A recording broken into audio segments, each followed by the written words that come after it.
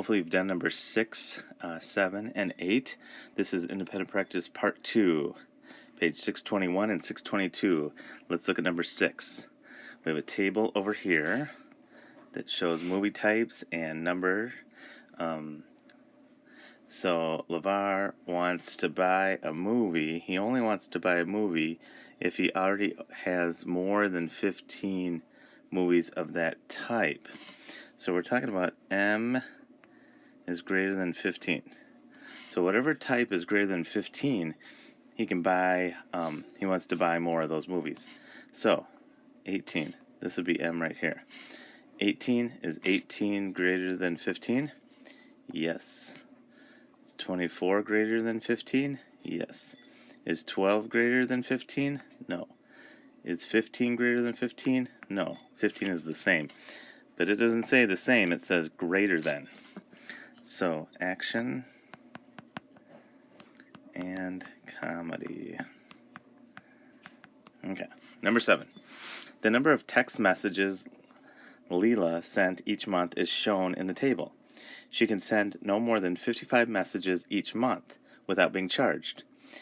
Use the inequality T is less than or equal to 55, where T is the number of text messages in a month, to determine which month she exceeded her limit.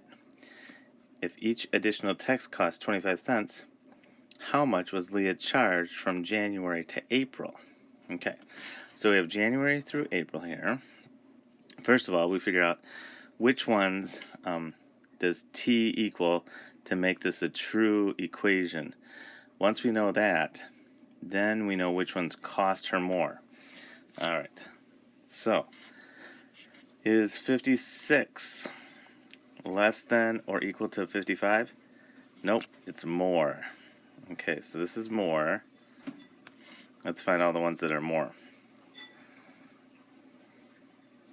February. Is February less than 55 or equal to 55?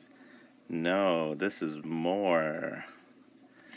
55. Is 55 less than or equal to? Yes. Okay, so this one is good. There were no charges. No extra charges. Is April 51, is that less than or equal to 55? Yes, that works. So March and April, no extra charges. But in January and in February, we have some charges. Every text over 55, and in January, there was one text that was over, and in February, 2 texts were over the 55.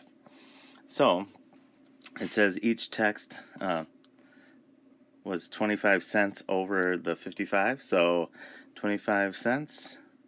January is 25, February is 25 cents times 2, which is 50. So I add those together, 75 cents. And the 2 months she did go over was January and February.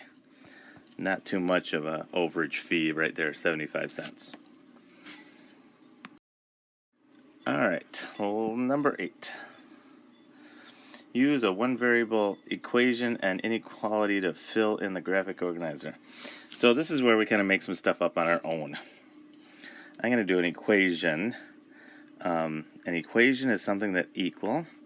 So I'll say x plus 5 equals 7. Okay.